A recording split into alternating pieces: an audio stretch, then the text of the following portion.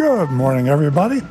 Well, we're back. And the most exciting, 2 years, 1 year? How long is it? It's been exciting for probably 3 years. This is a live version of the introduction you just heard. And my name is Earl Stewart. I'm in a studio with Rick Kearney and Nancy Stewart. Sue Stewart may be here. We'll let you know shortly. He usually gets here a couple minutes late. Got Jonathan Cantor over there on the production area. And here we are to have another fun day, another fun Saturday morning. This is Eastern Standard Time where we're broadcasting, but we're all over the globe. So we got podcasts, we got YouTube, we got Facebook, we're all over. And if you're interested at all, you can find us somewhere. Our shows are archived. Jonathan puts together some great YouTube clips of every show. Really, the essence, most interesting parts of the show are on YouTube instead of hanging around for 2 hours while we yak and you listen to people that call the show. You can just get the essence of the subject that you're interested in at our YouTube channel, youtube.com/Earl on Cars, or just go to YouTube and ask a question, and you'll probably end up with us. We've been doing this for a long, long time. The car business, manufacturing and retail, is upside down. I keep thinking it's going to right itself, and I've been predicting, I think my favorite forecast is it's the end of this year. Well, I've been saying that every year, so I'm going to say it again, okay? End of this year. You can buy a car today, new or used, if you need one. I still don't recommend that you buy one because, we live in America, we're prosperous, we're fully employed. We talk about economic issues, and we do have some, but relative to the rest of the world, we're in pretty good shape. And a lot of you folks out there can afford to buy a car. I mean, let's face it, there are a lot of countries where they can't. So if you want to treat yourself to buy a car, that's okay. I mean, life is short. If you waited for the best deal on everything that you ever bought, you'd probably buy very little. Consumption, if you can afford it, is a nice thing to be able to do. And I'm just saying that I really believe that car prices are, especially new car, will continue to come down toward the end of this year. Used cars are kind of funny. Used cars have to come from new car sales. New car sales have dropped off considerably, so there are not that many trade-ins. A lot of used car sales come from leasing. Leasing is really taking a big hit, so there's not that many used cars off lease, so the supply of used cars is limited. The price is coming down slowly. Used car prices Stu's here, and used car prices come down, and then they go back up again. So it's even more important than ever to compare the new cost versus the used cost. For a while there, you pay more for a used car, if you can believe this, than the exact same model new car. I mean, that actually happened. So the educated consumer, this show still is a very important show to the people that are thinking about going out and buying a car, whether you need one or whether you just want to buy one. We've got some good stuff coming in. The best stuff that comes in is on you, the listeners, and we urge you to call the show. For you new folks who haven't memorized or written down the number, I haven't memorized it yet. I mean, I kind of memorize it, but I look at the sheet just to be sure. Our call-in number is 877-960-9960. 877-960-9960. And Nancy Stewart, my co-host, sitting on my left, she has a laptop and computer. She's looking at the screen. We have Jeremy in the control room. When you call and the show, 877-960-9960, Jeremy answers. And I think we've got 4 or 5 lines. And when we really get cranked, those lines are busy. And we try not to have that happen. We like you to get through. And then when you get through, we don't want to have you wait while I'm talking, or Rick, or Stu, or Nancy. So she will stop what we're doing. She'll wave at Stu, wave at Rick, wave at me, say, we have a caller. And we'll put the calls through priority. 877-960-9960. Now, some of you haven't got time to call, or you don't know when you can call, so you text. Anytime you want to text us at 772-497-6530. 772-497-6530. Our YouTube channel, as I mentioned before, is youtube.com/Earl on Cars.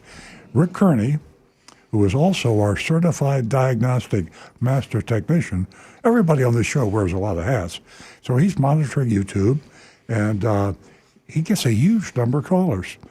Now, he gets calls for Stu, for me, for Nancy, but for Rick, because he can diagnose problems right here on the radio, on the streaming, wherever you may be. He can diagnose your car, save you a lot of money. I mean, and not to mention the time. I mean, you got a little something wrong with your car. Do you really want to take the time to go to the dealer or go to the independent repair shop and go, the time? Time is money. I hate cliches, but that's a good one. Time is money, money is time. How true. So you don't want to take the time. Well, take 5 minutes instead of an hour and a half.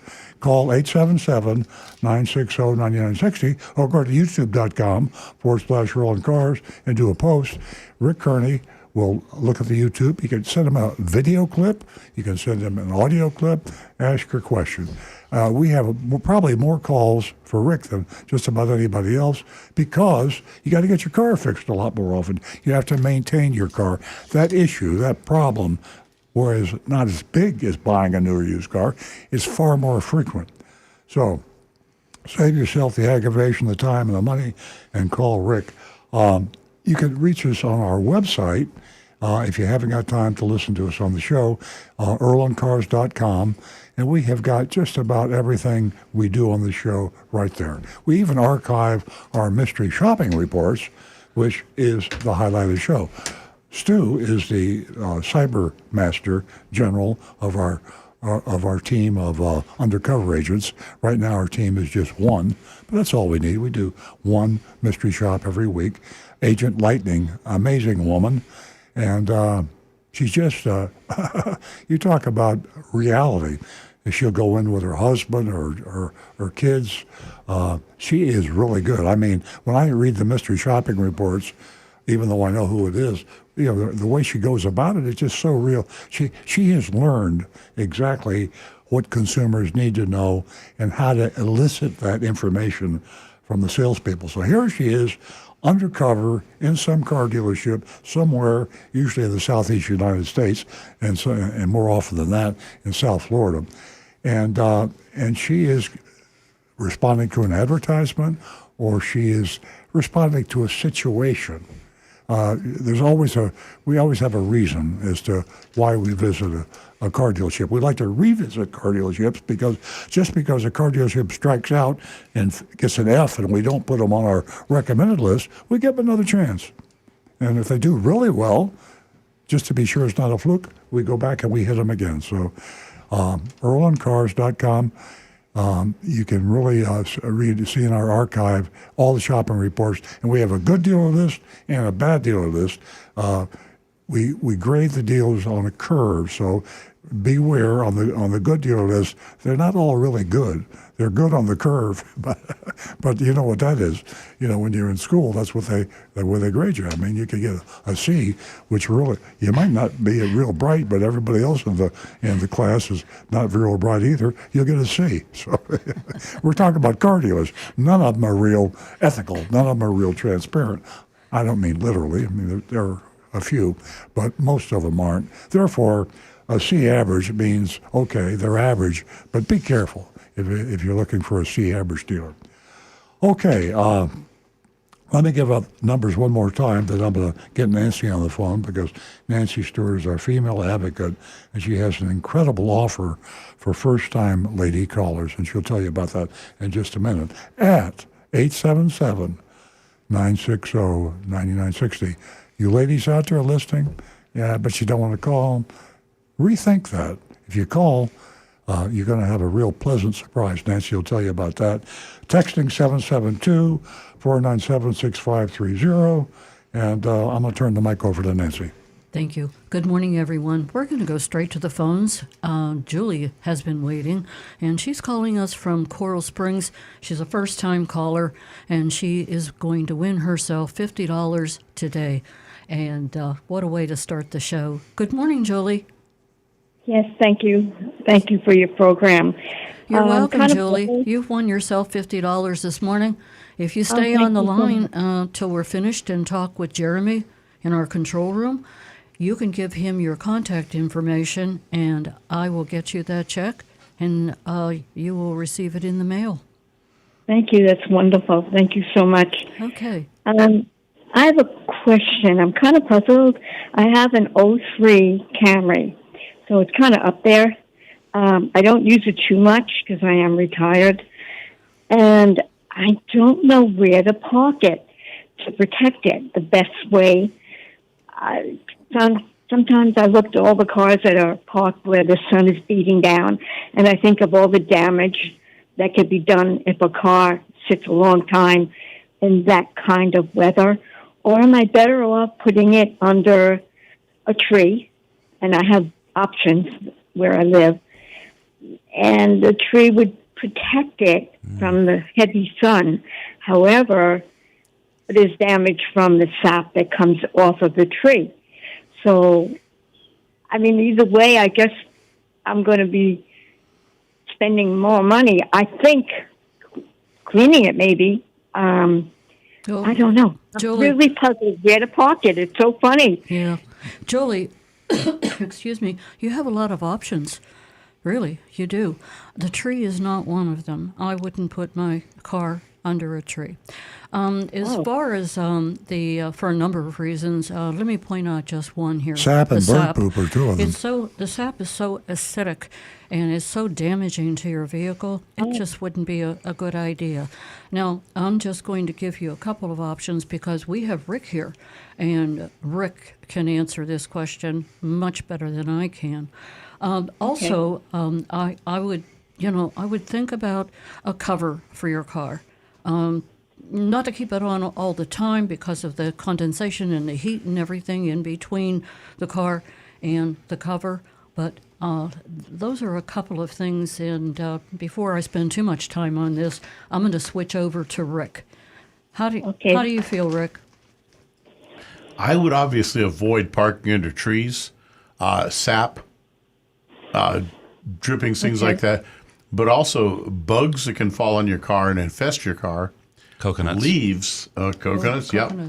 But Yeah. leaves especially that fall on the car, on the windshield area, they can actually migrate into the air conditioning filter, and quite often they'll even get down in the blower motor and start making a lot of noise.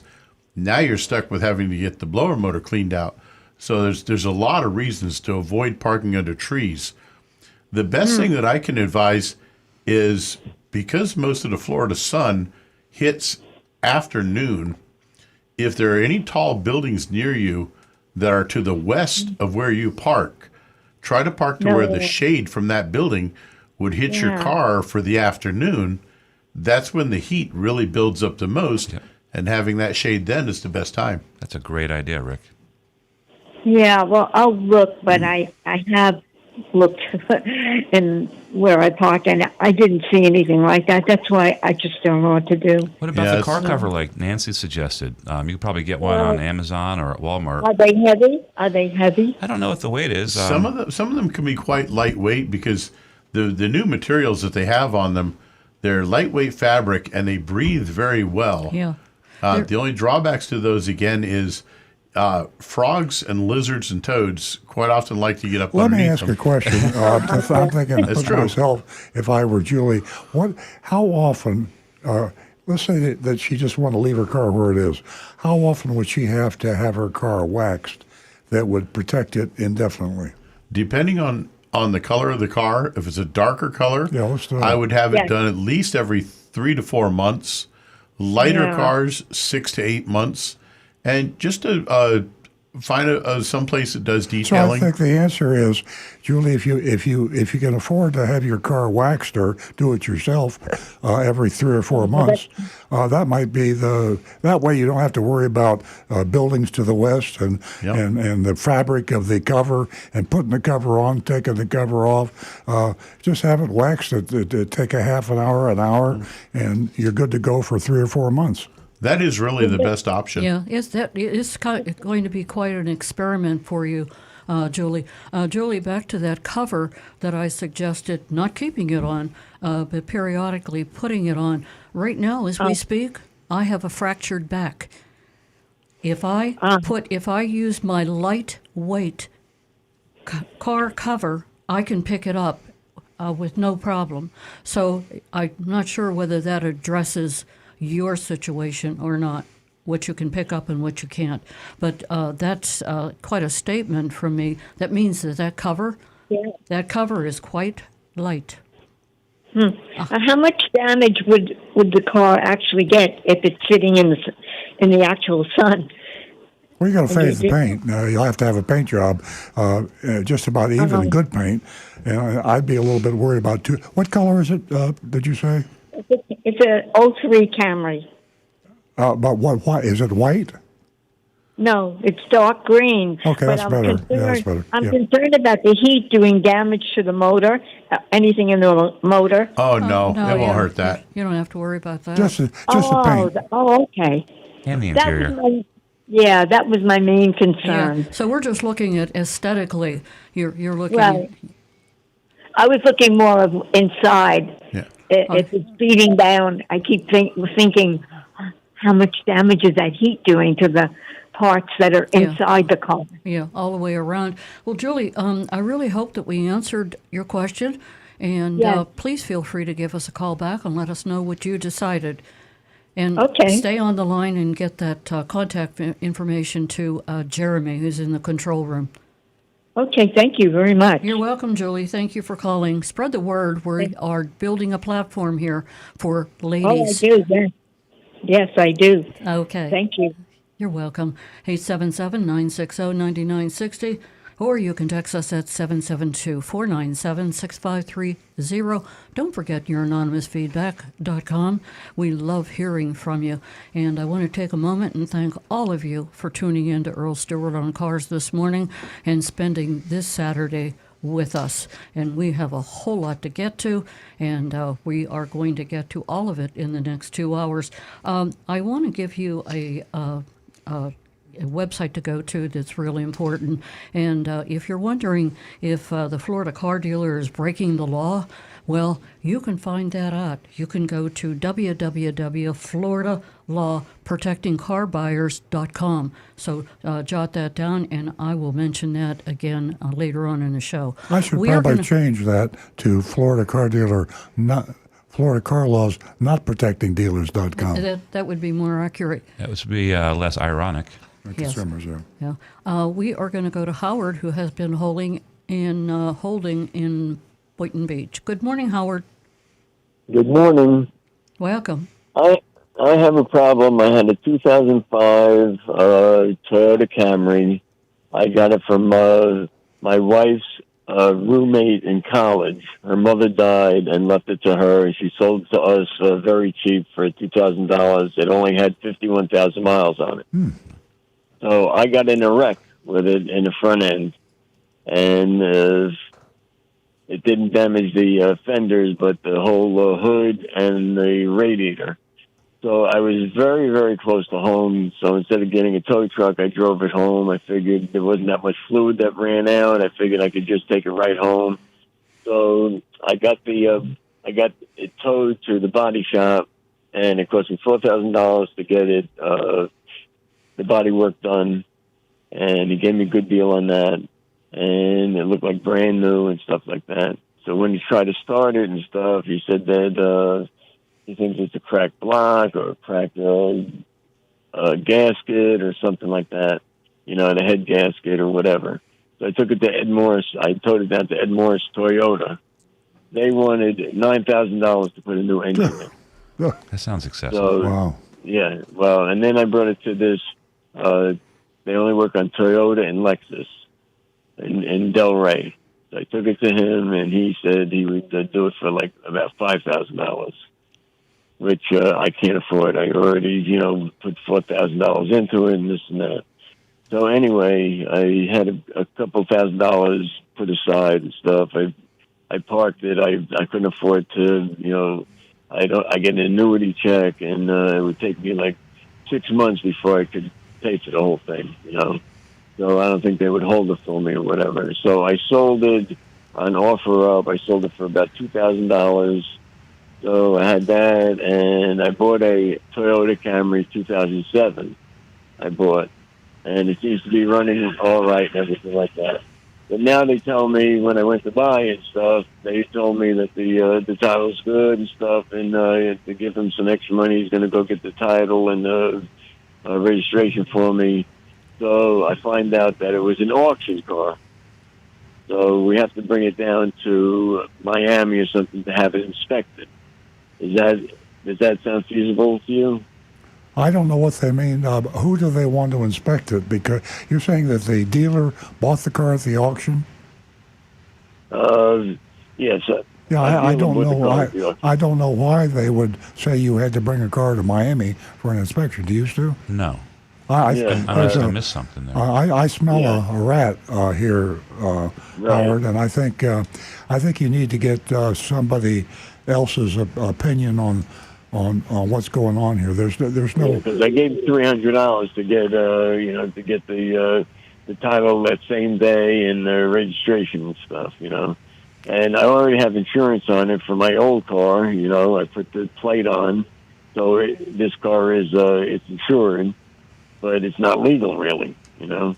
Does that sound right? The $9,000 for an engine. They say that I scorched the cylinders by driving it, and I only drove it a If little it did bit. need the engine, that's a fair price. The question is, and this is, too late now because, you've already sold it and bought another car. But I always recommend that you get at least 3 opinions on a major repair, especially in an older car, because $9,000 was more than the car would be worth. So it would be crazy to spend that money. It was only 50,000 miles. I was like brand new. Yeah. But I'd worry about my 2015, and and if when you're buying that from the dealer. No, I bought this privately. Oh, okay. It's a 2007. I bought it. 2007. I bought it for $3,000. Right, and new tires and stuff. It runs fantastic. The oil's nice and clean. There's no soot coming out of the what do you call it, the tailpipe or anything. Because I heard that they're prone to burn oil. Hey, Howard. Howard, you said you were in an accident, correct? Yes. Okay, right. and you've taken care of all that. That aesthetically has been handled. It was my fault. It was my fault. And what you're wondering is something I believe that Rick can answer, and that was what you were talking about with the bolt. What was it? The cost of the engine, yeah. That's actually about a fair price. But you've already gotten rid of that car. Yeah. For the 07, if it's a private sale, do you have the car in your possession now? Yes, I do. I got a bill of sale for it. I would tell them no. You need that title and registration in your hands immediately. Well, the title. You just need the title. Then you can take the title to the DMV to get it transferred over to your name. Even though it was from an auction, out-of-state auction. Doesn't matter. Doesn't make any difference. And then you, at your leisure, unless you've already had this done, I would take your car to an independent mechanic or a Toyota mechanic and have it inspected to make sure that things are in good shape on it, just so that you don't get caught unawares. Some surprise. I took it to a private mechanic. Okay, perfect. Which I knew for 15 years, and he said it seems to be. He says pretty soon you'll need some front brake pads. That's all he could find. Excellent. That's just wear and tear. We've got some callers waiting here now, but your situation is so important, Howard. we'd like you to call us back when you get some of this resolved. The most important thing is that you've got a car and you paid the money and you don't have the title, and you need to get the title ASAP because it could be a scam. I don't want to scare you, but you really should always have that title in your hand when the cash leaves your hand. I know, and I messed up. Well, I check on that know right away, better. and call us. You don't have to wait till next week. You can call. You can send us a text about the information. We'll call you and try to help you between now and then. Right. If you don't hear from me, I'm going to call you next week. Oh, Okay, good. great. Thank you. Thank you Thank you, very much. Howard. Okay, I'll let you know what happened. Okay. Thank you for taking my call. Looking forward to it. Have a great weekend, Howard. Okay. Thank you. I love your show. Yep. Oh, thank you so much, Howard. I do. I love your show. I listen to it every week. We appreciate our callers, and you're one of them. You guys make the show. Thank you. We are going to, I'm going to give you that number, 877-960-9960, or you can text us at 772-497-6530. Take advantage of youranonymousfeedback.com. We're going to go to Bob, who is calling us from Lake Park. Good morning, Bob. Good morning. I want to wish everybody a happy holiday. Thank you. Thank you. It's Easter, Passover, and Ramadan. There you go. All together. You And got I it want all. to thank you. Yes, I want to thank you for going over and shopping Bremen Honda on my suggestion. And if you do remember, I told you that the online ad I saw was they said under MSRP, and I was surprised that you gave them a C. Yeah, my friend. I'm much more in line with Nancy on the grades. You know, all things considered. I had a friend that went to high school with. I had a friend that went to high school with Norman Bremen. Really? Yes, in North Philly. He used to own the Philadelphia Eagles. You know. Yeah. He's quite successsul guy. Yeah, And, his success stemmed from marrying a woman whose father owned a chain of liquor stores. So that didn't hurt us. I'll drink to that. Yeah. I think the liquor stores might be worth more than the Philadelphia Eagles. I'm not sure. Right, I didn't know that. That's an interesting story. And Rick last week was talking about the Ford Lightning F-150, and he said something about 50,000. You know, they've raised the price on that thing 4 times since they've introduced it. You can't get into the base model now; it's just a shade under 60. And if you go up to any of the other trims, you're up to 80 and 100. So this is what the manufacturers are doing. The new Mustang that they just opened the order books on, that was slightly redesigned to look like a Fox body car. They raised the MSRP on those things by 10%, which you never see in the car industry. Usually, even when they change over to a new design, normally the percentage of increase is never that high. So I think people are going to have shock when they go in to buy vehicles, not just on all the fees and everything, but when they start looking just at what these manufacturers are doing with raising the prices on the vehicles. It's quite distressing. And then you have to add on to that the interest rates now are around 7%, I believe I read. Yeah. So between the higher interest rates and the dealer fees and the addendums and the market adjustments and the manufacturers raising the MSRP, people are going to be hard pressed to get into a new car without having a huge monthly payment. True. You know. True. Yeah. So that's basically. I just wanted to thank you for shopping Bremen, and I think you got to toughen up on your grades there, my friend. A C grade is. I wouldn't be. I understand you can't give everybody. You can't give everybody a failing grade, but he was advertising under MSRP, and he was.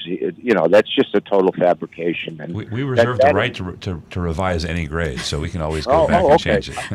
I didn't know that. Oh, okay. Well, I would suggest you might want to, think about maybe taking another look at that. Yeah, you and know. Bob, That's fair. I try really hard to be so fair, and it's so difficult when certain things are so obvious. So that's my reason for the way I vote. I know. I'm kind of in line with your the way you vote. I'm a lot more tougher. Yeah. And And I did want to tell you, I did check with the one out-of-state dealer for the Mustang out in California, and they won't do it over the phone. They won't sell me the car. You have to be present to do the deal with him for this car, and you also have to do the shipping through him. So I would have to fly out there. I'm not going to do that. I would have to fly out there and then have to use his shipper to bring the car back if I didn't want to drive it. So that's he told me to give you a follow up. So so I did check on that one vehicle. But Great. I enjoy your show, and I hope you have a very nice holiday. And Thank you so much, Bob. We enjoy your company. Okay, thank you. Bob. Have a great day. Have Bye-bye. a great weekend. Give us a call again, 877-960-9960. Or you can text us at 772-497-6530. And don't forget, we have that mystery shopping report coming up. And that is the last half hour of the show. I'll keep it a mystery. I'm not even going to mention the name. And also, don't forget, ladies, we have $50 for the first new lady callers this morning. Julie has already called this morning, and she won her $50. We're going to go to Howard, who is giving us a call. And Howard's a regular caller from Jupiter. Good morning, Howard. Good morning. Happy Easter. Another Howard. You're fine. Hey, how you doing? Happy Passover. Okay, great. Okay, I have a question for you. Okay. Did you hear about insurance companies not wanting to insure Hyundais because they're bad? I heard this 2 weeks ago. I don't know how true it is. Yeah, Hyundai and Kia. It's they're so easy to steal that they're afraid, and I don't blame them. I mean, they're the only two. Actually, it's one manufacturer. They own both companies, and they just never made the upgrades, which are the upgrades now in anti-theft are remarkable. It's really hard to steal a car today unless it's a Kia or a Hyundai. So those particular year models, the insurance companies are being smart. They're going to say, we won't insure them. Yeah, but Rick, can you explain exactly why they're being why they can be a person can steal it very easily now? I mean, to me, in New York City, there used to be guys that had a certain machine or something, and they were able to calibrate the car so they were able to get in. But cars have progressed so much now that's impossible. So, what makes the Hyundai easy to steal? What exactly is the problem there? They don't use locks. They're using very old technology, and it's a technology that's very easy to get around. Like their immobilizer system just can be defeated without really needing any special high-tech spy equipment to do it. And it just, unfortunately, their systems are very amateurish. They're elementary. And I'll read from Colonel Google. Why are thieves targeting Hyundais and Kias?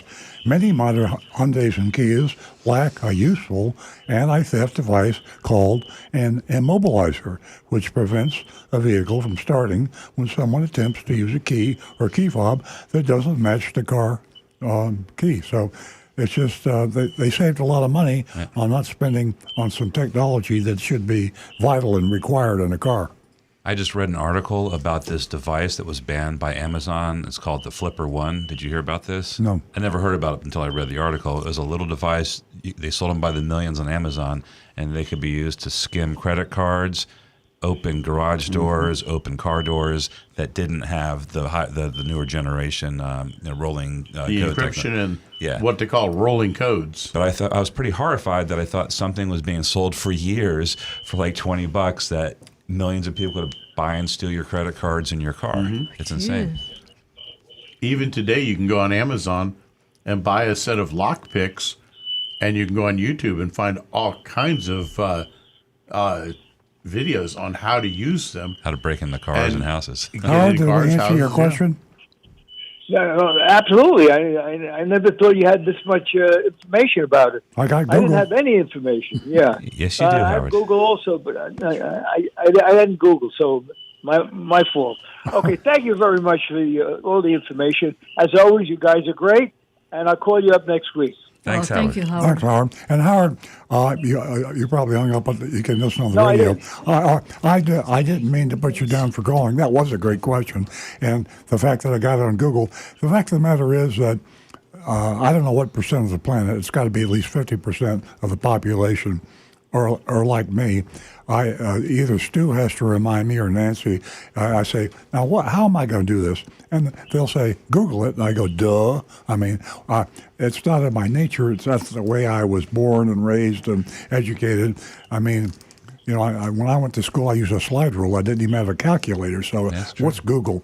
And my mind won't adjust to the fact that we have almost every answer in the world available to us online. Not just Google, but there's so many You can sources. relax your brain. And I'm glad you made the call, Howard, because, as I say, most of the audience is not going to Google these things. I mean, when Google finally takes over, there will be no more Earl and cars because you'll have all the answers. Well, ChatGPT is practically there. So. Thanks for calling. Yeah. Great to hear from you, Howard. Give us a call toll free at 877-960-9960, or you can text us at 772-497-6530.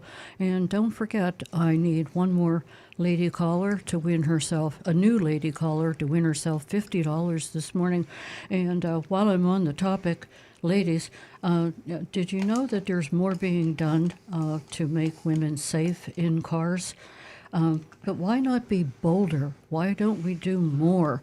Why don't we have, women being as safe as men? It's a win-win situation. And also, did you know that the Insurance Institute for Highway Safety has found that female drivers have about twice the odds of suffering from a severe injury in a frontal crash? Also, women suffer more injuries to their lower extremities. And that was in the April 3rd edition of Automotive News. And here's an interesting site you might want to go to, anyone, ladies, men, and that is the Auto Professor. The Auto Professor website provides a new vehicle safety rating system called Auto Grades, based on on crash statistics, which includes safety information pertaining to age and gender. That'll take you a long way. So maybe you could go to the Auto Professor on your PC and pull up that website, the Auto Professor. 877-960-9960, or you can text us at 772-497-6530. Okay, now back to the recovering car dealer. Well, let's get to some text. We got any text too? Yeah, we do. We got Anne-Marie's kickoff text waiting for us. She says, good morning. The pandemic played havoc with the supply chains. It limited availability of vehicles for several years. It appears that things are finally improving and more vehicles are arriving at dealerships now. Since you're a Toyota dealer, I'll limit my questions to Toyotas. One, which models are the easiest or fastest to get right now? And two, which take the longest to get? The general answer is the cars that they make more of get here faster. And I can give you an example because I actually pulled up our wholesale estimate for the next 90 days or so. So in the next 90 days, we're going to get about 350 Toyotas allocated to us. And just, I'm looking at the numbers here. So out of all those, we're going to get 37 Corollas, 58 RAV4s, 21 two-wheel drive Tacomas. But then I'm looking at the same list. We're going to get one Prius, no Prius Primes. But that's how many cars we're going to get. No, I'm saying this. So that the answer is Corollas are fastest to get, Camrys, regular RAV4s, but the plug-ins, hybrids. Let me interrupt one more time. Sure. The hardest to get, and the question is, the reason Toyota builds a lot of Corollas because there's a whole lot of people want to buy them. So if I'm a Corolla buyer, am I going to be able to buy a Corolla a lot faster? I'm trying to explain that. Okay. So we're filling those orders every single month. There's 37 people who are waiting for Corollas or getting them. So it's only taken a month or so to get a Corolla. A Venza, which is a hybrid crossover, In that 3-month period, there's only going to be one delivered to our dealership. That means for the dozens and dozens of people waiting, only one of them are going to get a Corolla. Yeah. I mean, get a Venza if they're waiting for And a of Corolla. course, the same thing would apply to accessories and colors. To pick a Corolla that is fairly popular. If the fastest way to get a car, if you just had to get a car, you'd say, I need a car in any color, any price, and you get one right then. Yeah. If you wanted a particular model, be broad on the colors and equipments, even trim levels if you're not particular about what you want to get. Say, I have a very, very broad, give me a lot of options and you'll get one. So. Yeah, that's a good point, Stu, because I think there's really a lot of consumers who don't realize whenever they get into the detail of the car that they want shocking pink or something, it is really going to slow down the process. Talking about my shirt? Yeah, exactly. So if you need a car and you want a car right now, you can just get one. you'll get one if you just don't have to have so many particular. Rick? Hey, Stu, you just answered questions for 3 of my YouTubers here. Okay. But the one question I also have is from Toyota Tacoma 1952, what's the average time to get a new Toyota Sienna or a Highlander Hybrid XLE? He'd like to purchase one, but he doesn't want to wait 8 months to a year to get it. Start looking at possibly used ones, but you're going to be, like we were just talking about earlier, the prices are pretty high. And what Stu and Rick are talking about is the price, a fair price, a reasonable price, which is not by today's standards. So if you find the car you want on the showroom floor of the dealer, there could be the reason that he's asking $10,000 over sticker, or even higher. The dealers that the dealers that have highly desirable cars on the showroom are charging highly undesirable prices. If you want to buy a car at a fair price, then kick in to what's popular and how long it'll take to order it to come in. Mm-hmm. But if you're set on those, possibly a used one would be a quicker way to do it because you're looking at these Siennas. I mean, they've picked up production and also have some information. Like, for example, we were talking about how they're making, Anne-Marie mentioned in her text, how their production's picking up, the supply chains are getting more free. We know that in the second half of the year, for example, RAV4 hybrids, which are pretty tough to get right now, it looks like they're almost doubling in production in the second half of the year. So we're going to get more. So we'll probably be getting more news like that as time goes by, because that was actually surprising to me to see how many RAV hybrids are going to be being made in the second half. So yeah, stick to the bread and butter cars, nothing special, and you can get them quicker. Cool. All right, let's see, another text. I have one for you, Mr. Stewart. Earl, where are you from before Florida? How long have you been in the car business? Before Florida, I was not on the planet or the universe. Right, you didn't exist. So I was born in Fort Lauderdale, 1940. And how long have you been in the car business? I know these answers, but this is directed towards you. Sue handles my biographies. 1968. He went in the car business approximately 5 months after I was born. Yeah. So I actually knew him as an engineer. Stuart Pontiac, 1928 South Dixie and West Palm Beach. Telephone, Temple 234555. Okay, here's another text. This is from Sandy. She says, I purchased a 2023 Sienna in December. We were just talking about these. And received only one key fob. And was told the second one will be mailed to me by Toyota and haven't received it yet. Do you have an idea when they're getting sent out? And I texted to find out. We were told 4 to 6 months, so you're close. So we're about 4 months since then. So, but we could probably make a call, and I will make an announcement next week if I hear anything, or just call me or call the dealership. We'll see if we got any notifications. But we were told 4 to 6 months, and I think I'm caught up on texts. Okay, Rick. Well, that actually Robert Gardner had been asking that question about Earl, so I guess he got on both the comments there. That leaves me with pretty much just one from Guy Larrabee. He says, good morning. What do you think of Toyota's new president doubling down on hydrogen, no existing infrastructure, and praising Tesla's no dealer model? Well, I go back to what I said last week, and a lot of people didn't hear what I said last week, which is this. I'm afraid to count Toyota out. My personal opinion is the hydrogen route is the wrong route. Rick told me this morning, I didn't even know this, that Toyota is going to be building a hydrogen burning car, meaning you fill up with hydrogen in addition to the hydrogen fuel cell, which would be an electric vehicle. They have got tremendous insight. The thing that some companies like Toyota they have the ability to look into the future and not worry about the short run. In order not to worry about the short run, you got to have a lot of money, folks. I mean, you got to be able to suffer some really downswings. And Toyota is really taking a huge gamble by not jumping on the EV Express.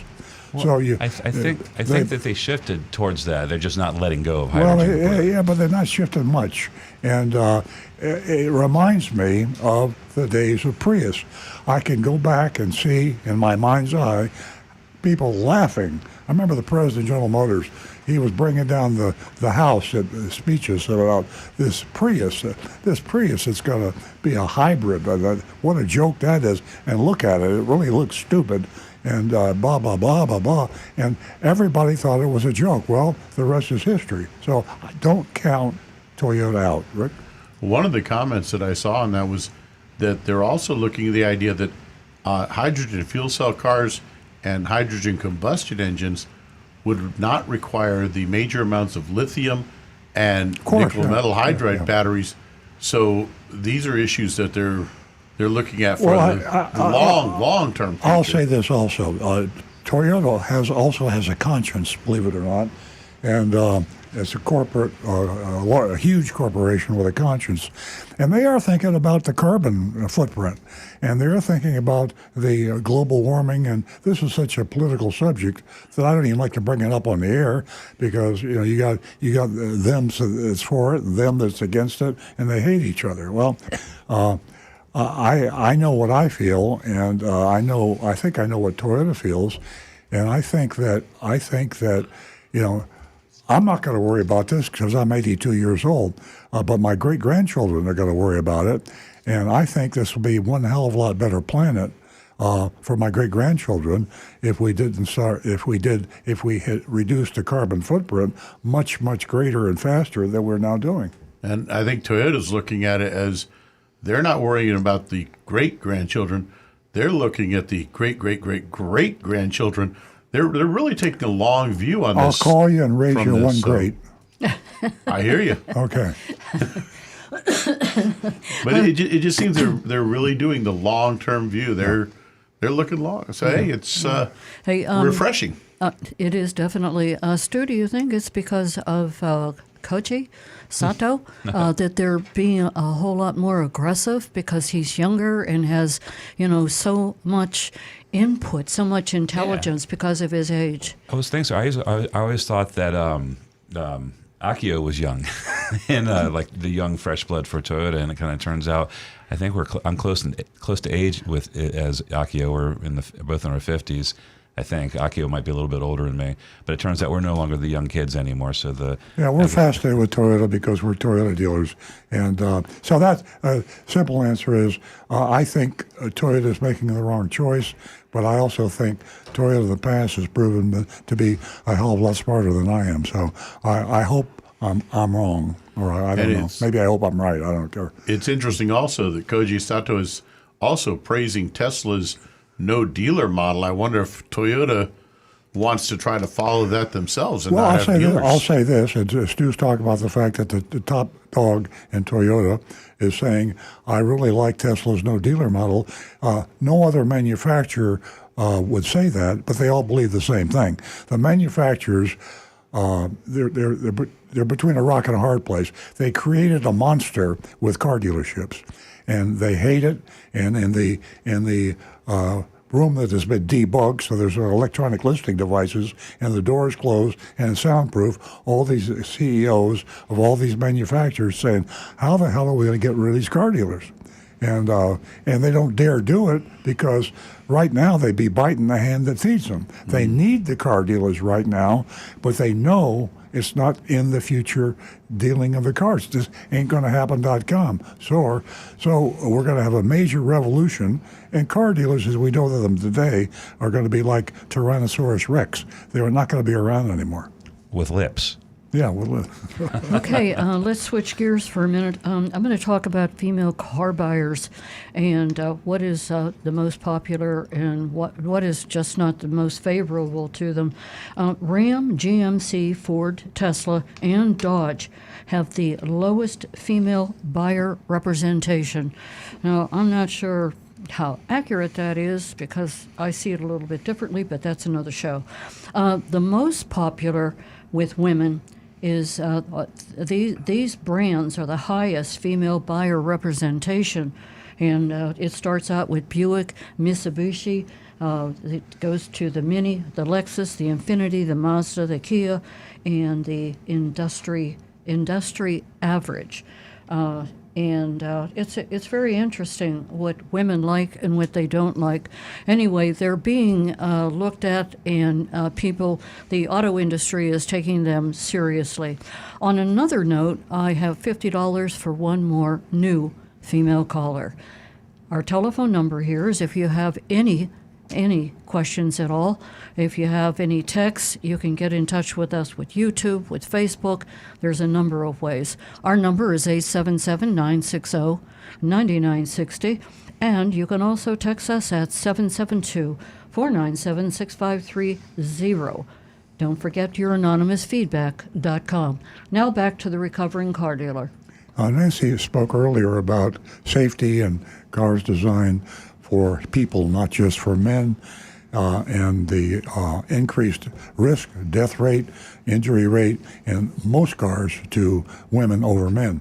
And she also mentioned the website, theautoprofessor.com, the THE, theautoprofessor.com. I didn't know about this. It was featured in Automotive News from a letter written to the editor of this week's Automotive News, and that letter was regarding a woman that I haven't heard of, Norma, Huble. I'm ashamed to tell you, I'm not sure how you pronounce it. Is it Huble or Hubble? I'm going to say Hubble. And she's also on public radio. Now, this website is amazing. If I were a woman, in fact, I already wrote it down, so write it down. This website, it's just theautoprofessor.com. Kind of easy to remember, the Auto Professor. I feel like I'd like to be called the Auto Professor, but I'm not. So remember, theautoprofessor.com. If you're a woman, go to that website. It isn't a bunch of reading to do. Just pick out the car that you're thinking about buying, or several cars. They give you the safety rating of women in these cars. I didn't know this website existed until it was mentioned in Automotive News. So right now, as you regular listeners of the show know, cars are designed by men, they're built by men, they're sold by men. I mean, it's just a shame. They just forgot about the women and the whole process. So, because women are built differently than we are, you don't have to be a rocket scientist to know that in a crash, they're going to get injured. And they get injured far more often, far more seriously, and in some cars more than others. So, if you're thinking about buying a Honda Accord or a Chevrolet Corvette or a Toyota Corolla or a Rolls-Royce, whatever you're thinking about buying, go to theautoprofessor.com, put the car in, and they'll tell you how it compares in safety. I mean, what could be more important? Or how about you have women in your family? Are you sisters, aunts? Anybody. It doesn't have to be women, but if you have women riding in your car, don't you want to be safe? I mean, if I were Uber, if I owned Uber, or I owned Lyft, or I owned some big fleet, I'd be bragging about the fact that I only use cars in my fleet that are safe for women. And you manufacturers out there, you morons, that are still building cars today, just ignoring the safety of women, Boy, you want to get an edge. All you manufacturers, you hate Tesla, or Ford hates Chevy, and everybody's competing. But what you're forgetting, half the buyers out there are women, and you're building unsafe cars. So that's my rant. I thank you for that, and so does everyone out there that's listening. I mentioned earlier you're a big part of the show. We certainly appreciate you, and we learn so much from you. Give us a call toll-free if you would like to ask any questions at all or advise us on what we don't know. Our number here is 877-960-9960, and you can also text us at 772-497-6530. I'm going to go back to the phones, and we have a few that are lined up here, and I'd like everyone to be patient. I'll get to you. And I have Nancy on the line, and I have Shelley on the line, so hang on. Renee. Good morning, Nancy. Welcome back. Hello? Hello. Welcome back, Nancy. Oh, it's Renee. My name's Renee. Oh, Renee? Okay. Yeah. Renee, where are you calling You're from? Nancy. I was asking Jeremy about Nancy because you guys are good. Thank you. You're welcome. I have a question on recalls. Okay. How does one know? No, I've wanted to know this for years, and I just forgot about asking anybody. So, can you please, John? I'm asking. I get distracted here by somebody. So, how do you know when there's a recall if you have 100 people or 50 or 1,000 and they have a problem with your car, the same thing, and they don't call in? Yeah. Does the manufacturer bring it's it real up? easy. It's real easy for you to check on that, and I'm going to ask Rick to address that, and it has everything to do with your VIN number. There's two ways to go about it. The first one is simply go right online, ismycarrecalled.com and safercar.gov. Yeah, you only need one. Yeah. Safercar.gov, just put in the VIN, which you can get that right on your insurance card, or there's also a couple spots that are easy to see it on your car. If you open the driver's side door, on the body, you'll see a sticker that will have that VIN. And type that in on the website, and it will tell you if there are any safety recalls that have been issued for your car. Well, excuse me, but what happens if it's not listed and nobody knows, the manufacturer doesn't know there's a problem? Are they honest, the manufacturer or the dealers or whoever is responsible, to tell the consumer, or do we have to report it? And when they have 1,000 people, like how does it become a recall? Well, There's no law for them to disclose it. It's Right, but if there is a recall already issued for your car, and you go to the dealership, you can ask them to run your VIN, and if there are any open recalls, they will look and find them, and they'll be more than happy to do them, because the manufacturer pays the dealership to do those recalls. They get paid pretty well. They don't have to answer a whole bunch of questions. They don't have to prove anything on warranty. They simply do the recall, and it's quick and simple. And as a technician, I'd rather do a simple recall because I don't have to diagnose anything. I simply do what the paperwork tells me to do, and I'm done. Now, if you have a problem that your car has not gotten recalled, but you think there might be a problem with the car, that's where you have to actually go in and have it diagnosed. It's the dealer? You mean you go to the dealer where you, or Well, any mechanic can diagnose the car for you. But if you think it's something that is covered under warranty or under a recall, then you've got to go through the dealer. Oh, okay.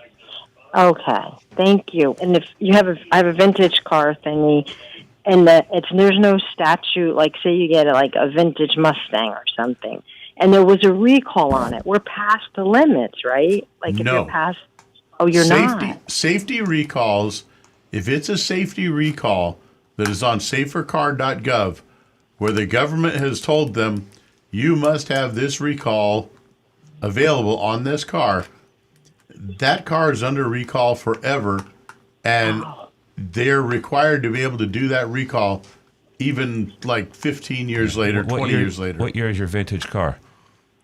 69 Shelby and a 66 I doubt there's any convertible. open recalls on 69 Shelbys. Yeah, they Why are really they didn't even have them back then. Yeah. If it's 66 though, Pony, it's a regular. Yeah, like, you're not going to have who any designed warranty it? or recall repair on that vehicle. No, And a must. What about the 66 convertible Mustang? Like just the Even worse. 289 hypo? Nope. no. Again, those are cars that what you want to do is go out there this weekend, wash and wax them, and make them shine like brand new pearls, and then give me a call so I can come over because you got two of them, and we can take them out for a nice drive to really give them a little bit of exercise. I'll take the convertible. I love those. What do you I'll think pay for about the that, gas. Renee? You're funny, thank you. My husband has the 442. Ah. The 4 on the floor, 4-barrel, dual exhaust. I'm really into cars. Wow. I eat, sleep, and breathe cars, and I love your show. Oh, thank you so much, Renee. We had such you. fun talking to you, and I hope that safecar.gov helps you out. Give us a call again. We'd love to hear from you. Renee, are you a first-time caller? I'm a second. I called last year, and you guys answered my questions fantastically. So I called again this year. Yeah. Awesome. Good to hear from you again. Same here. Keep it up. Kudos. Oh, to thank your you show. so much, Renee, and thanks for welcome. supporting the ladies here at Earl Stewart Owned Cars. Give us a call again. Of course. Of course. Thank you. Anytime. Thank you. Thank you. Have a great weekend. We're going to go to Shelley, who is a first-time caller, and she's from New York. Good morning, Shelley. Hi, how are you? We're well, thank you. Shelley, stay on the phone after we're done talking and talk with Jeremy and give him your contact information. He'll pass it along to me, and I will write you out a check and mail it to you. Oh, wow, thank you. You're welcome. yes, What can we do for you this morning? Sure. My dad simply loves your show. He's calling, he lives in West Palm, and he says, hey, you better call them and ask them the question. I just bought a Kia Soul, love my car, 2023, but then I hear on the news that they are stealing these cars left and right. Do you know if Kia's doing anything to, kind of make the car more safe? Safer? Safer. and Yes, lock-proof? but it is a really safe car right now. I don't know how people are getting in. Besides, the safety features are beyond. Like, I can't even tell you. yes, exactly. You want to know whether they're doing anything to keep the car, in your possession, number one, and locked up, and everything. Well, you heard about insurance for Kia and for Hyundai, and it doesn't exist. But I'll let Rick talk to you about the safety of your vehicle. Yeah, right now I'm not aware of Kia doing anything retroactively to try to help prevent those. Things that you can do are install a good aftermarket alarm system with a kill switch, something that will disable the ignition. That's really the best options that you might have. Right. Oh, boy. Okay, well, I appreciate it because I didn't think, when I bought the car, like I said, I've had it for only 2 months, and the safety features are amazing. And then I'm driving, and I hear, thank goodness I already have insurance for the car, but I didn't think it could get any safer, and now they're stealing them left and right. I'm telling you, if it's not one thing, it's true. Oftentimes, the inexpensive anti-theft device is something that tricks the potential thief into thinking there is a device, even if there isn't one. So they have decals for your car. This car protected by anti-theft device, and of course the cheap one is the old post that you can use to lock your steering wheel. But anything you do toward making the potential crook who's coming to steal your car, he's going to go to the one parked next to you that doesn't have the decals on, even though it might have the theft device that yours doesn't have. He's still going to avoid your car. Right. That steering wheel club that Earl mentioned, I loved how people were all about, well, yeah, but all they got to do is take some liquid nitrogen and put in the lock, and then they break the lock. I kind of wonder, Earl, how often do you walk around with liquid nitrogen in your pocket? Never leave home without Right. it. And he's a chemist. Good point. Well, Shelley, thanks so much for giving us a call, and spread the word that we just want to, build this caller base for ladies, make them just as important. Thank you so much. You're welcome, Shelley. Have a wonderful weekend. You too. Alrighty. 877-960-9960. We're going to go to Howard, who's holding in Fort Lauderdale. We've had a run of Howards this morning. Howard number 3, come on down. Good morning. I'm going to turn down my radio. Can you hear me? Yes. Okay. I don't want to. My name. Hello. Yes, we're here. Yeah. Yes, ma'am. I'm sorry. My name is Howard. I've been selling Kias 30 years. I'm 52 years old. The car. I remember when I was selling Sophia Kias. They were like $12.99 at the time, $12,999. Yeah. I was selling them. I got a Kia. I love Kia so much. I got a 2016 Optima. The car had an oil consumption problem in the motor. I'm the second owner of the car. I bought the car with only 12,000 miles on it at Gunther Kia over there in Hollywood. I love this car. So what I did was I always got the oil changed, and I've always had the records on when I did the oil change. So when I went to the dealership and Rick Case over there in Sunrise, I live in Sunrise. Mm-hmm. They wanted proof that I did the oil changes. That's what they requested. So I got all the proof. I went to the oil place. I didn't get the oil changes done at Kia. I got them done in another place that I trusted, and they gave me all the paperwork. Went there, and they told me at first they weren't going to do it because of the mileage. But I'm the second owner, so at 58,000 miles, it was still good, and I proved it. And Kia put a brand new motor in this car. I just want to thank Kia. I love Kia. They ride like Mercedes. They're the best. Well, Howard, I agree with you. As a matter of fact, I think that Kia and Hyundai both have reached very high status in consumer demand. Interestingly enough, last year, more Kia dealerships were sold, Kia and Hyundai dealerships, than ever before.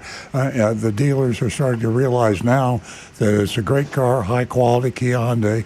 This thing with the theft, there's a lot of talk about it, and it shouldn't have happened to Kia. But in terms of quality, reliability, look at Consumer Reports. You're absolutely right. Kia is a fine product. Rick, can I just say one more thing to what you just said? Sure.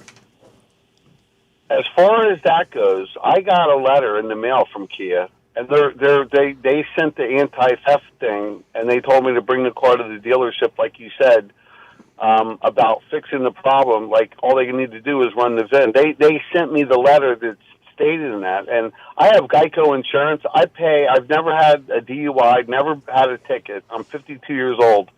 And my insurance is $40 a month.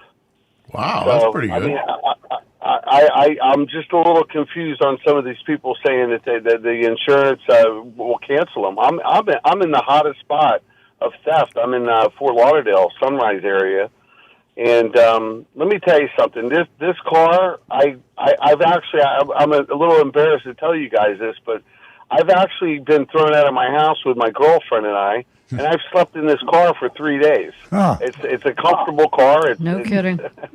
Was it the girlfriend's house or your house? No, it's my house, but I left boy. and took off. You're a real But gentleman. I love you guys. I love you guys. I hear you. I love talk radio, and you guys are awesome, and I appreciate everything you guys ever say. You're on point. Oh, thanks so much, Howard. Howard, Yes, how much did you say your insurance was in your 52? I pay $45 a month with Incredible. Geico, and I have a $500 deductible. So Great. I mean, the people that are saying that their insurance is this and that, there's a backstory to that because maybe their driving record's too high. Not the fact that it's a theft car. Yeah, We exactly. don't know the other side of the story. There's a lot of factors. Yes, ma'am. Yes, ma'am. And I love you guys, and have a great day, and happy Easter. Happy Thank you. Easter, Howard. It was great talking to you. 877-960-9960, or you can text us at 772-497-6530. And we're going to go to John. John's a special caller. He calls us from Palm City every week. Good morning, John. Good morning. Two topics came up concerning me. One was a 69 Chevy. The second is oil consumption. For 60 years, I've been buying brand new Chevrolets. I was a General Motors man. And in 1969, Rick would appreciate that, I had an SS396, brand new Chevelle SS396 with a Muncie 4-speed. The heavy Chevy. Oh, my God. Every 200 to 250 miles, it burnt a quart of oil. So what into Chevrolet? What did they determine? A brand new short block engine. Brand spanking new, but still did the same problem. Guess what? They took the cylinder heads from the old engine and put them back on that engine, and it was valve seals. Oh, yeah. I've got, that's why you need a good mechanic, because that's a waste of money and time. And from then on in, I stopped buying Chevrolets and General Motors cars, and I just want to tell you something. The car I drive today, it's a Toyota Corolla. I went and looked up my original bill of sales. I bought it in 8476, a Corolla station wagon. Earl will sit down for this one, the price. The oldest Toyota dealer in the United States, it was Lincoln Avenue Motors, Jamesburg, New Jersey. Wow. I don't have the manufacturer's MSRP, but my bill of sale, 4068, $370 for the air condition, a total of $44.38, and only a $20 registration temporary tag because I was a resident in New York State. It was not only the best car that I ever owned, no problems at all, but it was purchased at this oldest Toyota dealer from the owner directly, and he told me, I will give you a guarantee you will love Toyotas. If you are unsatisfied with this car in any way up to 30 days, return it to me free, and I'll give you the check that you bought it with the credit union. And ever since then, I have purchased nothing but Toyota Corollas. That's the car I drive now. I've never had any problems with them other than doing regular maintenance, brakes, tires, batteries, and fantastic cars. I can't tell you anything better, in my opinion, that's on the road. And Toyota Corolla is number one in mine, and it's the car I drive. And I want to just tell you something. In November, I was on a cruise, and it covers 6 countries. And 6 of those countries, when I stopped in the ports, I asked the original, owners of cars, and it's different brands of Toyotas in those places. And guess what they told me? The number one car in their mind is a Toyota. And that's exactly what the one that puzzled me completely. In the Grand Cayman Islands, that's British owned, and it's right-hand drive. Yep. Well, guess what? The Toyotas that were in there, for some reason, allowed the left-hand drive. That was like a mystery to me. But by far, people that I spoke to said number one car, Toyota. I can honestly tell you, from my experience of just noticing cars on the road, some of the oldest cars I see still going are Corollas, and they still Let's be careful. command a good we're price. getting up to be branded in infomercials, so Yeah. we have to be careful here. Absolutely, I agree with you. There are other fine cars that are out there. No question about it. Honda, Kia, we just talked about Hyundai. Yeah, there's some amazing quality cars out there, and American cars too. I know you never bought a Chevrolet again, but I promise you, John, if you bought a Chevrolet today, you would be blown away. The Chevrolet is a high quality vehicle. It's just quality has made a quantum leap in just the past few years. And it's sad that Buick and Oldsmobile were discontinued. Also great cars, in my opinion, too. Yeah.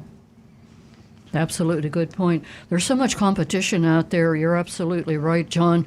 And there's so much to look at with some amazing new features, safety features, and the auto industry has certainly become they're really putting vehicles out there that can really accommodate each and every one of us.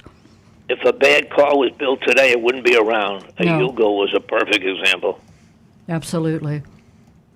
Okay, guys, happy Easter. Happy Easter, John. It was great hearing Thank you. from you. Have a great weekend. Thank Our number here is 877-960-9960, or you can text us at 772-497-6530. We're going to go to Marty in West Palm Beach. Good morning, Marty. Good morning. How are you today? We're great. Marty. Nice to hear from you. I have a question for either Rick or Stu. Okay. My car that I ordered in March of 22 is now supposed to be coming in Oh, boy. in May. It's supposed to be coming in May, the beginning of May. That's what they It's say. a hybrid Camry XLE. My question is, since I've never had a hybrid before, a few hybrids I've driven in, I hear sort of like a whining noise. Not that I'm whining, but I hear a whining noise, and I'm just Did you check the wondering, back seat? is that normal, or do I have to bring it back already once I get it and hear that noise? When are you hearing the whine? It just sounds like it's whining a little when it accelerates and when you slow down. Now, here's one thing it might It's on be. my car, though. The reason I'm just gonna speculate here before then Rick will jump in. The hybrids emit a high frequency sound to give it noise because when they're in that battery mode. So when you start off slow and the electric motor is not running, or you're pulling into a driveway and it's all EV, it's silent, and you would possibly sneak up on somebody and kill them. So it makes this what I describe as an otherworldly demonic howl. That kind of like this, and I can hear if I'm in the backyard and my wife or my son pull up in their hybrids, I hear this this whiny sound, and it's designed to alert animals and pedestrians. That's what I think it is. But Rick, if there could be an issue that, especially in reverse, yeah, because 90% of the time when hybrids are in reverse, the gasoline engine shuts off. So you get this wailing sound. Yeah. And at one point... It's literally made by a speaker. Yes. Yeah. It's at one point, they were going to make it a customizable sound. Right. Like so jungle you could noises. choose your own. Like bongos. Right. And parrots and crickets and things like that. But really. they decided, no, let's go with this standardized sound so that anyone who hears it would recognize this is a hybrid. Yeah, it is kind of spooky. Does that sound like what you're describing? Okay. Well, what I'm saying is I don't have the car yet until May. But I'm saying I've been in a couple. Oh yeah. Yours is going to do that too. Okay, so I don't have to bring it in saying, "Oh, what's wrong with it?" Nope. No, and unless it's something else like the electric motors do make a little bit of noise. Can make a high pitched noise. That's the electric motors, and that's going to be normal. Yeah. Everything that moves is going to make a little bit of noise. Okay. You ought to see me first thing in the morning. I make a lot of noise.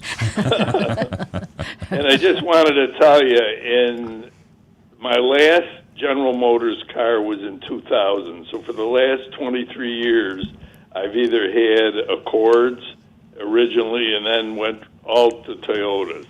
We had Buicks that had transmission problems.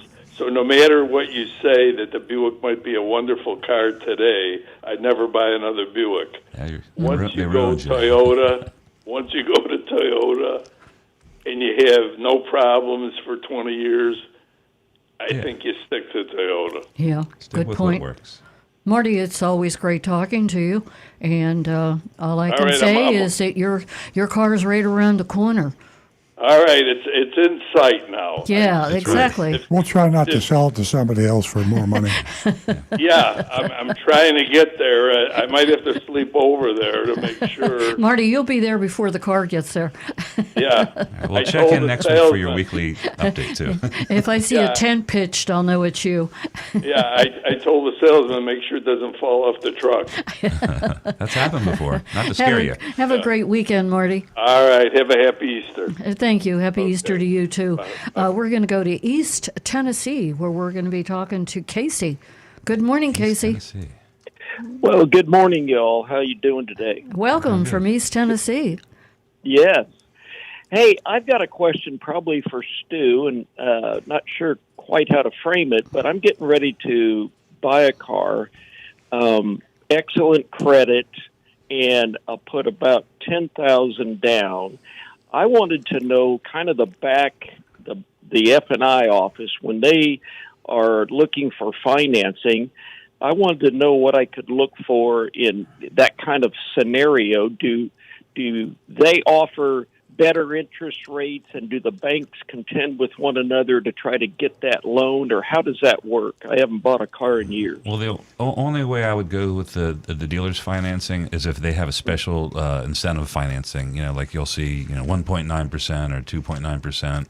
Back in in less crazy days, it was 0% all the time. Those are legit as long as it's coming from their manufacturer.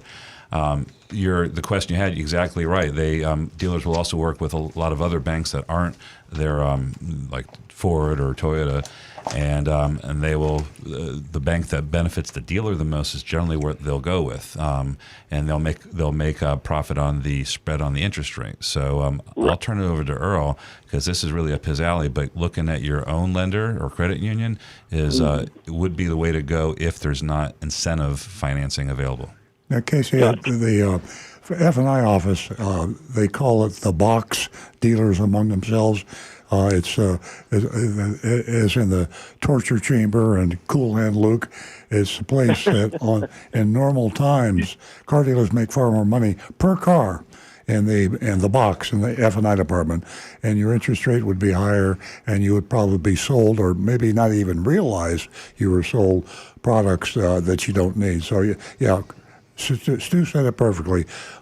Credit union or your bank, and I would go with a credit union. I didn't really press them. If you're not a member of a credit union, you can join one. There are a number of quality credit unions that for a relatively small annual fee, which you'll recoup immediately in interest rate savings, for a very small annual fee, you can be a member, and there aren't any legitimate, or there are very, very few legitimate manufacturers subsidize interest rates today.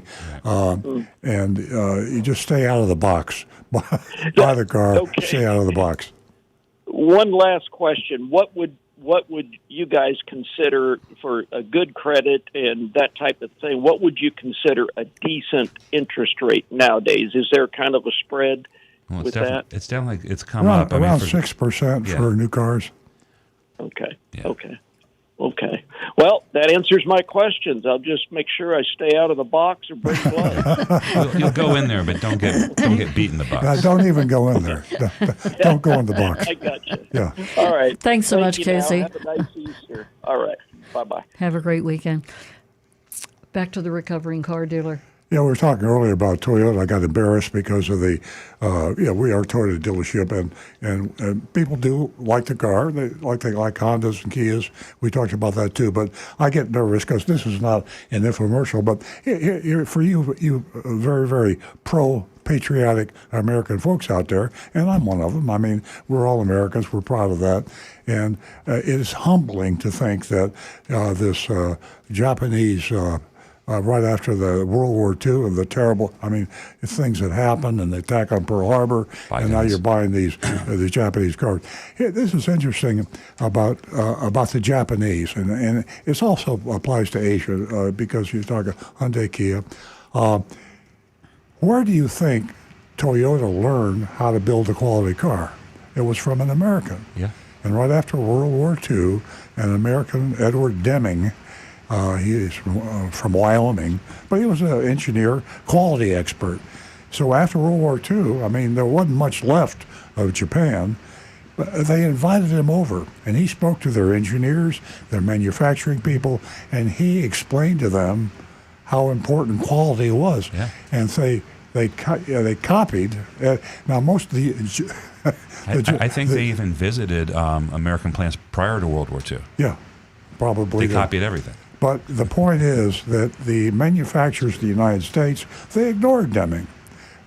Here he was an American, and they wanted to build big gas guzzlers, and they didn't care about the safety. They didn't even have seat belts, and all of a sudden, I guess that the moral to this story is that the best people, the best companies, are those that admit when they don't know something and are not afraid to take advice and seek out someone that can do better.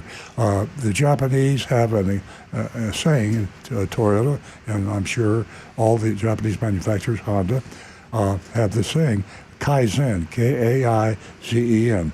Kaizen is a Japanese word for continuous improvement. And it means what it says. If you build a great car, you're not satisfied with it, because next year you got to build a better one, and that one word sums up the secret to success for Toyota, certainly, and for a lot of the other Japanese and Asian manufacturers. Okay, folks, we're going to check with Stu to see if there's any texts. Yeah, we have a anonymous feedback that came in. Quick question. We're talking a lot about Kia and Hyundai. It says, are Kia and Hyundai the same? Are they owned by the same company? And yes, they are. I think the parent company is Hyundai, right? Yeah. And then Kia is a sub brand. Well, it's separate. I'm not quite sure how it's structured, but yeah, it's the same company. On text, we're all caught up. Actually, we're not. We have one. Let's see here. Good morning. I will be starting the process. This is from Cindy, a text. Good morning. I'm starting the process of buying a new car in the near future via email to multiple dealerships in my region. I'm looking at buying a hybrid, so I know I'll have to get on a waiting list for a future allocation. When I send the initial email to ask for an out-the-door price, do I tell them how much I'm willing to pay, MSRP? And that's from Cindy. Well, that would kind of defeat the purpose, because that's what all car dealers want to know, is how much they can get out of you, how much will you pay, and that gives them an idea of what they can take in the way of profit. But no, I would go out, I'd go online. You're starting out exactly right.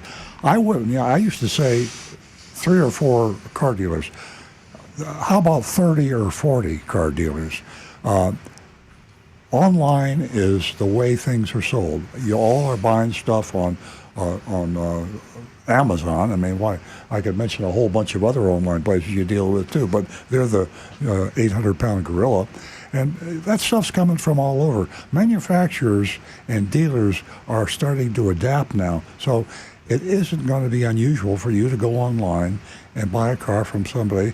I think the separation point will be the cost of transportation. You're not going to buy, if you lived in West Palm Beach, Florida, you're not going to buy a car in Los Angeles if you have to have it trucked all the way out. It's probably not going to happen, although it does happen. It happens rarely. Yeah, but if you're looking for a Honda, you could probably find 500 Honda dealers within 500 miles. Yeah, but your online it's what a tool for you. Let's say you have a quote on a car that's 1,000 miles away. Well, you don't want to go 1,000 miles. You don't want to ship it 1,000 miles. You don't have to tell the dealers that you're dealing with when you go back, because that's the negotiating process. So let's say you do 50 dealers, 50 Chevrolet dealers. And some of them you're not about to go that far to buy the car. Then you go back to the dealers closest to you. You've got all these prices. So you say, I have a price. Now you're negotiating online. I have this price. You don't have to tell them it's in Los Angeles and you live in West Palm Beach. Just say, I have this price. That's the way you negotiate. So you're getting a real price because you're explaining to all the dealers that I'm going to prepay for the car on this credit card or this bank draft or whatever it may be. So they know they got a real live one. They know you're going to buy a car, or they're pretty damn sure. So you will get a lot of prices, trust me. And you're going to get a great price in today's standards of great price. Anything below MSRP today is a great price. MSRP is a good price. So, go online and shop. It'll take you 2 hours. I'm exaggerating.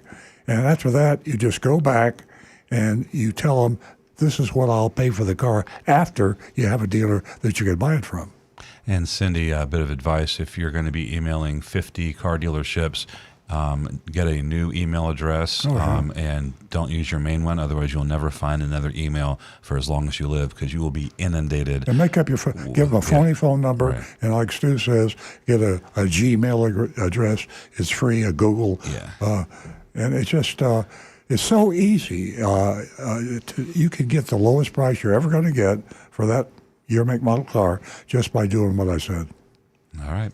And that is it for texts. Okay. Rick, do we have any from YouTube? We're a little caught up here. One question that Johnny Z. Fradley had, kind of an interesting thought is, let me pull this, get a word for it. Let's see. Where would you take a car with a recall that is no longer sold in the U.S., like Saab or Renault or something like that?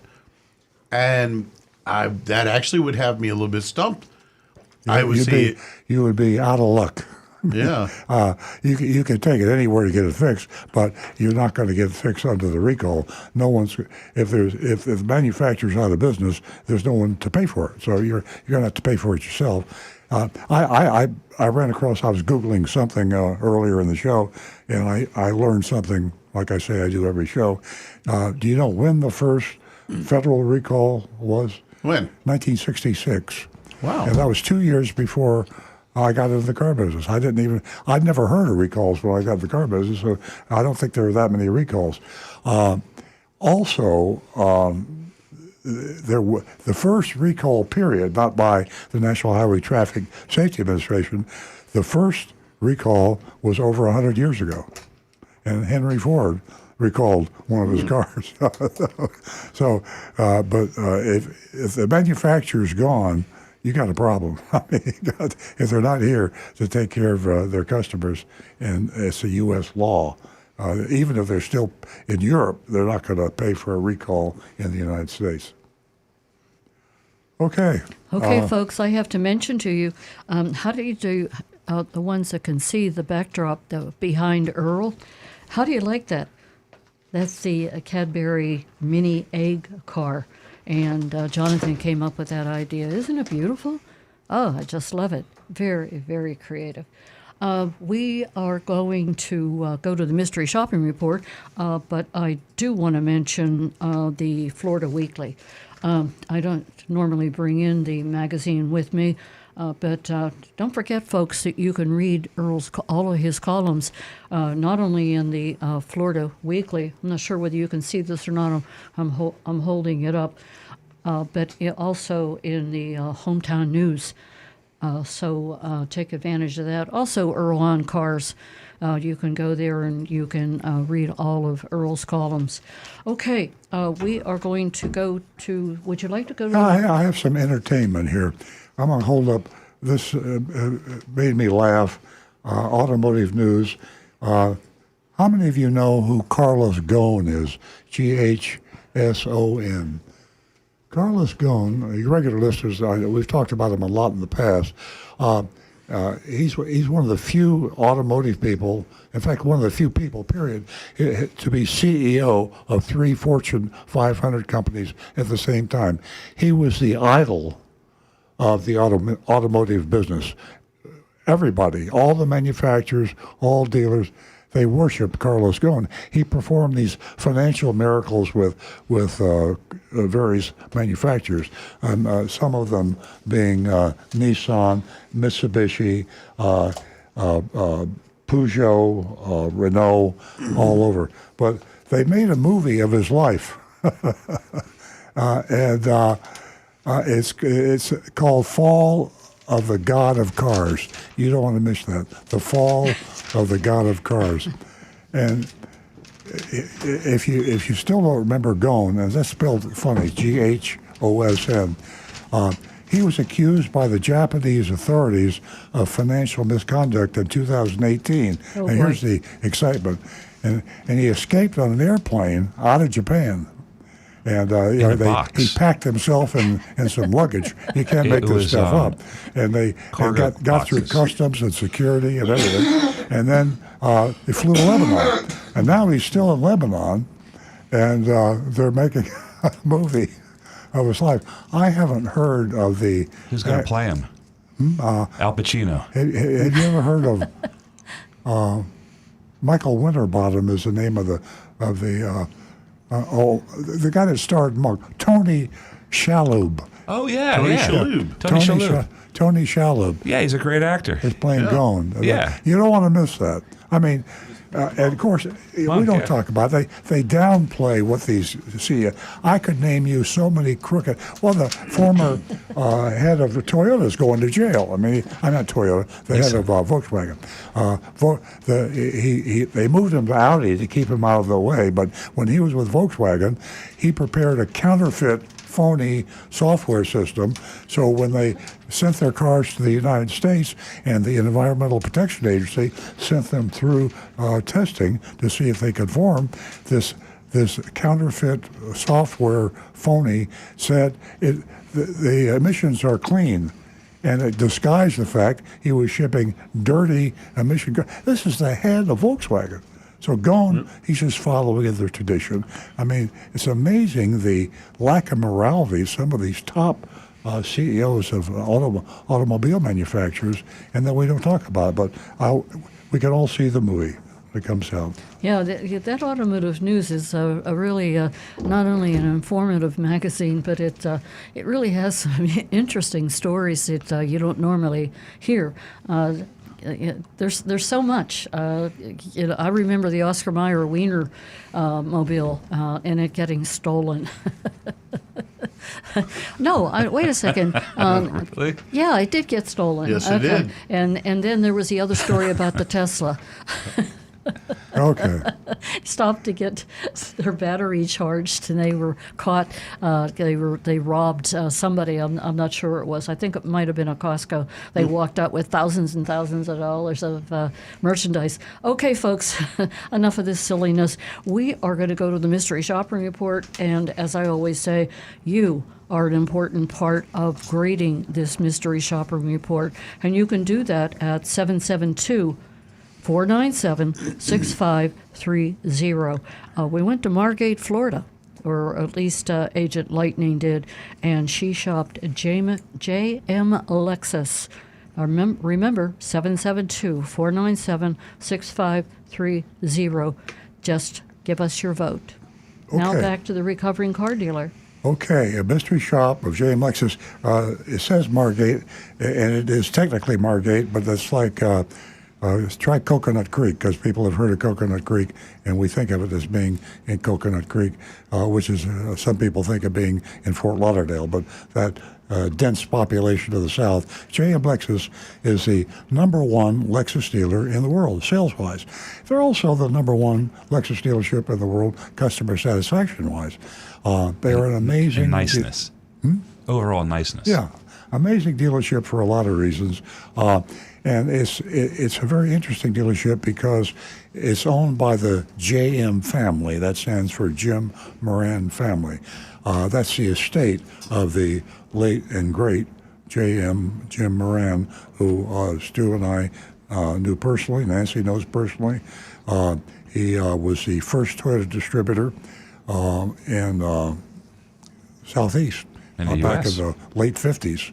And we were one of the earliest of his dealers. I knew him when he was a Pontiac dealership. Amazing man. And the reason we shopped JM Lexus, we recommend JM Lexus if you want to buy a Lexus, if you're in Florida. Matter of fact, we recommend them. Just check the delivery charges. You might want to have one shipped from JM Lexus. So we recommend them. Now, the reason we shop them is For a couple of reasons. One, we shop too many bad dealerships, I think, and we know they're bad. Stu and Nancy and I and Agent Lightning will talk about our shopping target, and we usually think in terms of a real dog out there that's really ripping people off. I mean, it's more fun, and you get to laugh and curse, and it's better entertainment. But we got to remember, by focusing too much on that type of dealer, It wears down our souls. It wears our souls yeah, down. yeah, that wears our souls down. It also makes people think that maybe it's worse than it really is. Here is a really good dealership. Now, there's another reason we shop them. It's when Agent Lightning said, "Who do you want me to shop?" And I said, "JM Lexus." She says, "Well, they don't have a dealer fee." I said, "Yes, they do." She says, "No, they don't." So I said, "Well, go find out." Right. So anyway, we're going to find out, and I think you regular listeners know the answer to that comment, but you haven't. If you're not a regular listener, then this will be interesting to you. We shopped it because they're advertising heavily on television. No dealer fee. Come into JM Lexus, no dealer fee. And just think how effective that must be. I'm not allowed to do that, by the way, as a Toyota dealer, to say that I'm the only Toyota dealer. Right. You can say I have with no dealer fee, but you can't say I'm the only Toyota dealer, That's even right. though that you are. Yeah, but that's what JM Lexus says. This is not an ad. Yeah. So, No dealer fees. here we go. Speaking in the first person, as I were Agent Lightning. I arrived at JM Lexus in Margate, Coconut Creek, later in the evening.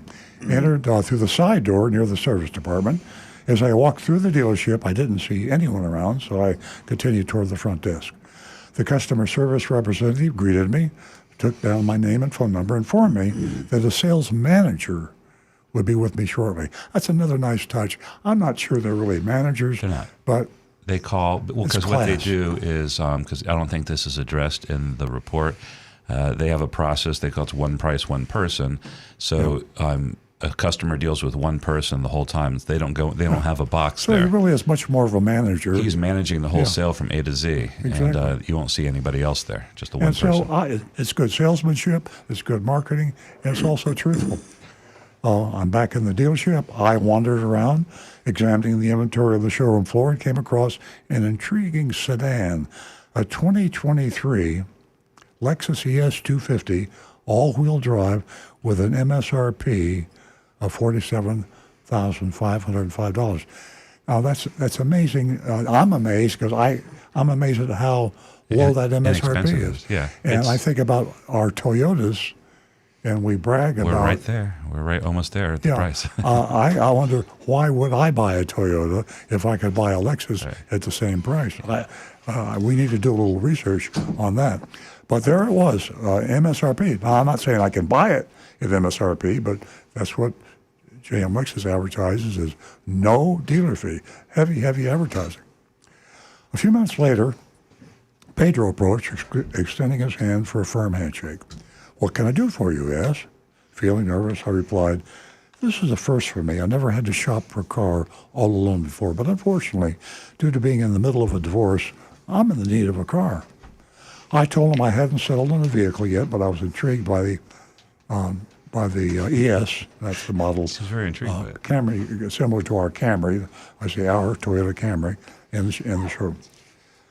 Pedro inquired if I was looking to lease or purchase. I told him I thought I'd buy, but I would want to talk to my brother before making a final decision.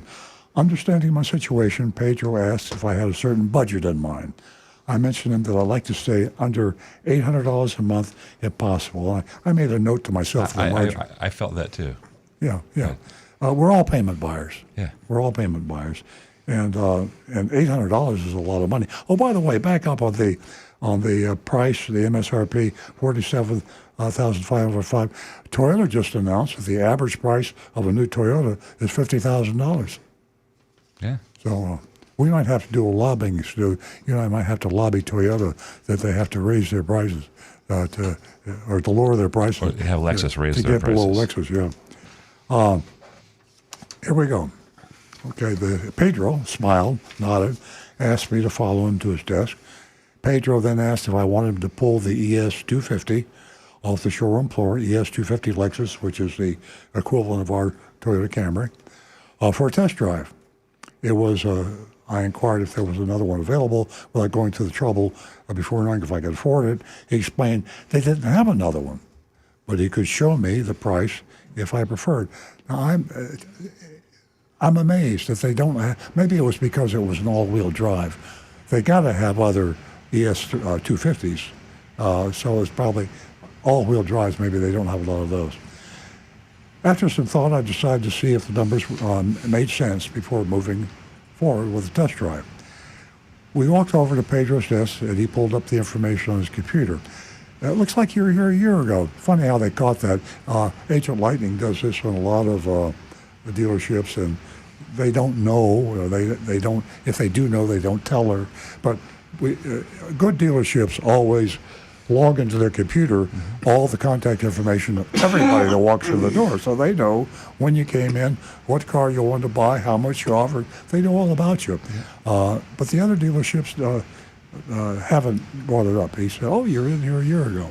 Of course, at that point, I a little chill. Like, well, I have a theory on that. Is we have time, right? In most dealerships, it's very possessive. Salespeople don't want to give up sales to other people. They don't want to know if you've been here before because they don't want to have to turn you back over to another salesperson. At JM Lexus, they don't care about that. It's one price, one person. You go in. There's no competitiveness with salespeople. Yeah, it's inside information from a couple of car dealers. You heard it right here first.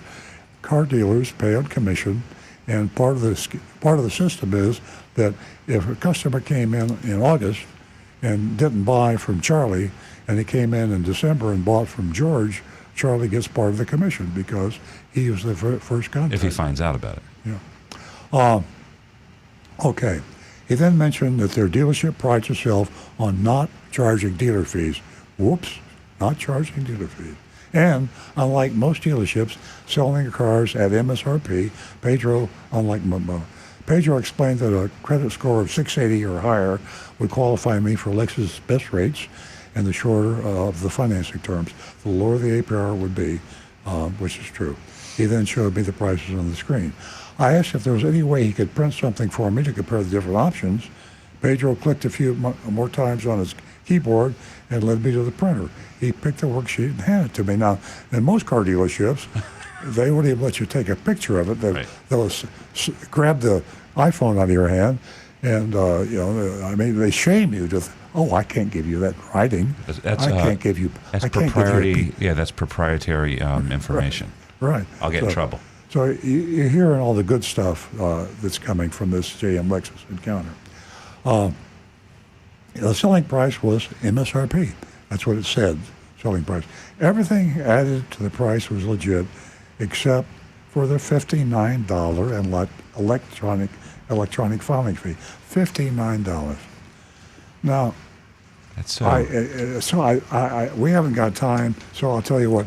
If you want to go to Earl on Cars, you can go to Earl on Cars and read my blog, March 19th, 2015. Whoa. Electronic filing fee, a.k.a. dealer fee. An electronic filing fee is a dealer fee. JM Lexus, advertise, we don't charge a dealer fee. For God's sake, JM Lexus, for $59, I'll pay you the $59. Well, be careful. They sell a lot of Lexuses. You scale that up. How many Lexuses do they sell every year? But it's so easy. Take that damn $59 electronic filing fee is profit to JM Lexus, and it's not in the advertised price. It even technically makes you violating the law. You advertise the price that you can't buy the car for. It's only $59. Why? Get rid of it. I'm going to tell you why. Get rid of it. Anyway. Because it's about $300,000 a year. Actually, you know what? That's to JM Lexus. That's pittance. Yeah.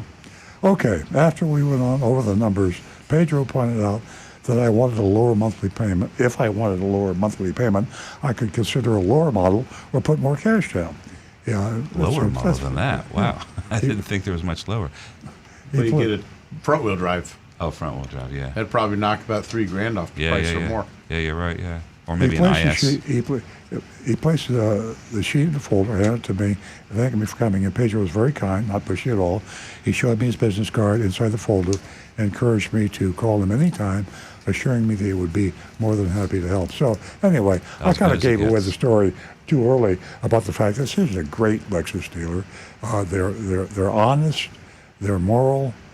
I can't say they're real smart because they get rid of that damn $49 electronic filing fee. What is the game? I even talked to the general manager years ago about that. I think they reduced it. I think it was $99. You have to talk to Colin Brown to get rid of that.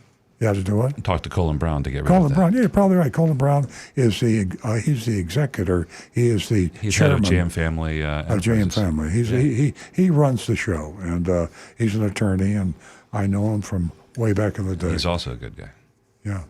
Okay, it's voting time, and for you voters out there, remember that we do use the curve. I got scolded on that earlier in the show because I gave a mystery shop a higher grade. You get emotional with things, and then you let your emotions affect your grading. And it's okay to give somebody a D or a D minus because they will go on the recommended list. We have to do that. But when you fail a dealer, they don't go on there at all. So you got to be sure that you have dealers that are really bandits, that are breaking the law and are really going to take advantage of you before you give them an F. So that's all I'm saying. Okay, some grades coming in. I have a B plus. I mean, a B minus. A B minus. There's no name on that one. Would have been a B, but with my unadvertised electronic grading fee for $59, it's a C. And Frank gives them an A minus. Frank in Jupiter Farms, refreshing shopping report for us a change. And I agree with Frank. A minus. Yeah, I was just going to give him an A. I'm going to give him an A. I'll reserve an A plus for the dealer that doesn't have the $59, but it's still an A, and I don't want to tarnish it. You got to say it, something because eventually they'll have to kick that $49. Where are we going to go? Yeah, right. Exactly. We have to give them. We can give them extra credit, but So I'm going with an A. Okay.